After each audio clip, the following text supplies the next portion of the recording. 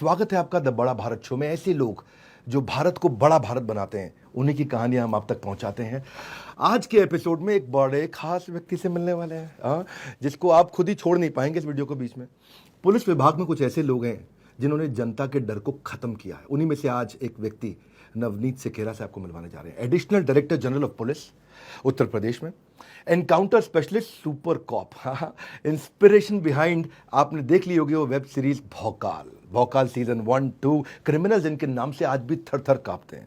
मुजफ्फरनगर में क्राइम का पूरा सफाया कर दिया और इनोवेटर हैं, रिफॉर्मर हैं, मोटिवेशनल स्पीकर हैं। और आज इनकी लाइफ से कुछ समझेंगे, इनके जीवन के संघर्ष को समझेंगे, कितना आसान है, कितना मुश्किल है नवनीत सिकेरा बनना। कौन है नवनीत सिकेरा, इनकी स्ट्रगल और सक्सेस स्टोरी से शुरू करते हैं। सर, पहले तो आपका बहुत स्वागत है। Thank you so much, thank you so much.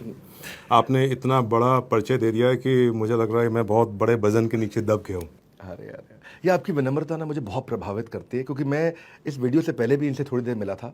पर सबसे पहले कहते हैं कि कॉमन मैन उस दिन सुपरमैन बन जाता है जिस दिन वो अपनी ताकत को पहचान लेता है, जिस दिन वो अपनी स्ट्रेंथ को पहचान लेता है। आप ऐसे गांव से आए हैं जहां बिजली भी बहुत समय बाद पहुंची है। शायद अभी 2015 के बाद, हमारी प्रधानमंत्री की एक योजना के बाद, मैंने सुना आपके गांव में बिजली पहुंची है। इतना स्ट्रगल आपने किया आपके गांव में, क्या कभी आपने सोचा था कि आप एक ऐसे सुपर कॉप बन जाएंगे? आपको अपनी स्ट्रेंथ का कब पता लगा? विवेक जी, ऑनेस्टली बताऊं, जहाँ पे हम लोग जहाँ से आते हैं वहाँ पे बड़े ड्रीम्स देखे नहीं जाते हैं। वहाँ पे तो हमारे यहाँ जो ड्रीम होता है मैक्सिमम ये होता है कि पुलिस में हम अगर भर्ती हो जाएं, that is the constable level, या आर्मी में सोल्जर बन जाए, वी आर डन। क्योंकि उससे बड़ा कुछ देखा नहीं आपने। Until unless there is some inspiration, आप कुछ देखो, आप ड्रीम कहाँ से बनाओगे? तो इसीलिए मैंने कहा था आपसे कि आप जो लोगों को, बच्चों, जो आजकल के बच्चे हैं, उनको जो आप ड्रीम दिखा रहे हैं, ये बहुत बड़ा काम कर रहे हैं और इससे बहुत बड़ा लाभ होगा। क्योंकि बच्चों को ड्रीम देखना ज़रूरी है और ड्रीम को कैसे पाना है वो रास्ता चुनना ज़रूरी है। वो रास्ता आप दिखाने का काम कर रहे हैं। तो this is something absolutely stunning. मतलब यही तो गुरु का काम है। गुरु गोविंद दो खड़े, आप गुरु का काम कर रहे हैं। अरे अरे, thank you, so kind of you. ये एक जो आपकी सुपर कॉप की छवि आपकी बातों में भी दिखती है, एकदम फिट एंड स्ट्रांग, बिल्कुल स्ट्रांग स्पाइन आपकी।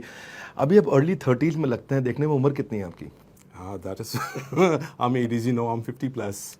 50+? यस। लेकिन मुझे विश्वास नहीं हो रहा था, तो मैं कैमरा पे पूछना चाहता था आपसे। किसान परिवार में आपका जन्म हुआ और आप 12वीं तक हिंदी मीडियम में पढ़े। हंसराज कॉलेज में मैंने सुना एडमिशन के लिए आपको क्लर्क ने वहाँ फॉर्म भी नहीं दिया। हिंदी मीडियम से आप आए थे, क्लर्क ने आपको फॉर्म भी नहीं दिया, सरकास्टिक तरीके से आपको भगा दिया। पहले मैं वहाँ से बात करना चाहता हूँ, हंसराज में एडमिशन नहीं मिला, कैसा लगा आपको? देखिए, होता क्या है कि जब आप छोटी जगह से निकल कर आते हैं तो बहुत डरे हुए होते हैं। इतना डर लगता है कि, और ख़ासतौर से जो एक डर हिंदी बेल्ट वालों को होता है वो इंग्लिश लैंग्वेज का होता है।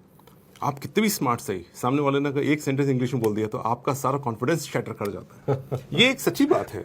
अब जो आपने बात पूछी वो ये थी कि हुआ ये कि 12th मैंने गवर्नमेंट इंटर कॉलेज से किया, हिंदी बेल्ट से किया, यूपी बोर्ड से किया। यूपी बोर्ड में नंबर बड़े कम आते हैं।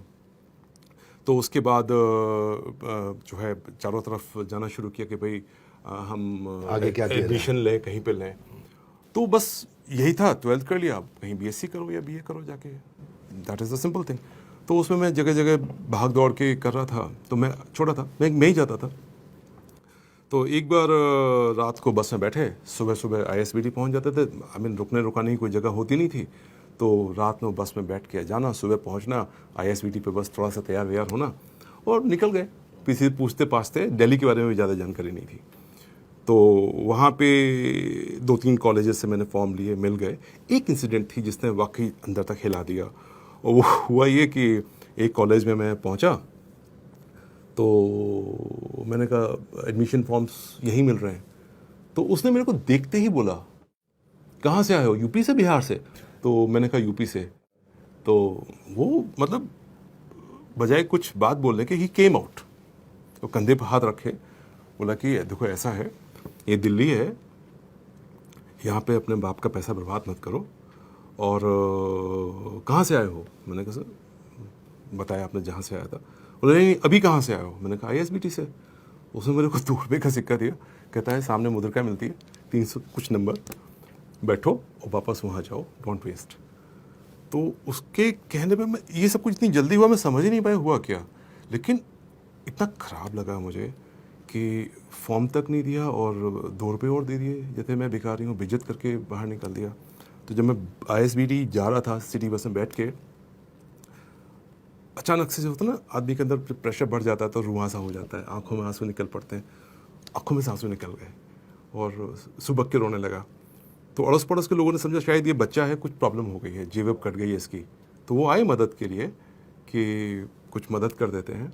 तो उनको मैंने एक्सप्लेन किया, नहीं ऐसी बात नहीं है। अब उनको क्या बताएं क्या बात है, तो चुपचाप आया। लेकिन हाँ, उस दिन मन में एक संकल्प लिया था मैंने, जो 12th के बच्चे जो देख रहे हैं मुझे, मैं आपको बताऊं, उस दिन मन में संकल्प ले लिया था कि अब एडमिशन हंसराज से बेहतर कॉलेज में लेंगे।